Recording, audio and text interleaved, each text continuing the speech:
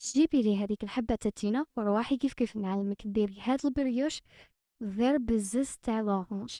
يجي بزاف بنين وفيه البنة تاع التينة. رائع، وصفة أكثر من رائعة. إذا حابة تحترفي في البريوش، هذه هي الوصفة. بداية عندنا وصفة سهلة بسيطة. ضرب الكاس. عندنا كاس ومستعمى، عندنا 4 كاس تاع الزيت، عندنا مورف كبيرة تاع خميرة. السر هنا انه مخدمناش في الروبو ولا مخدمناش في الخلاط، جوست خدمناه برك خلينا العجينة ترتاح.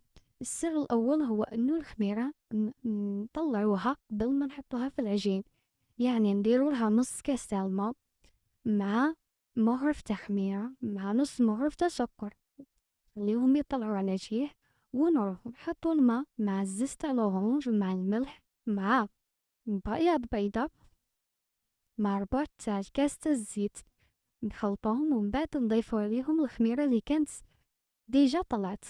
مفهوم؟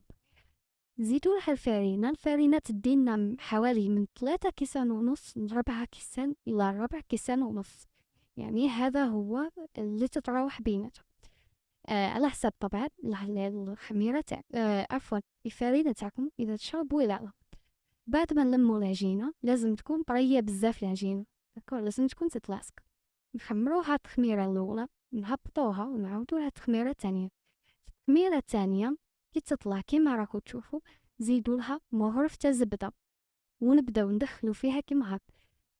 السر الثاني هو في هذه الحركة، ندخلو الزبدة وتبداو يعني تضغطوا العجينة كيما هكا وطبقوها، تضغطوا وتطبقوها.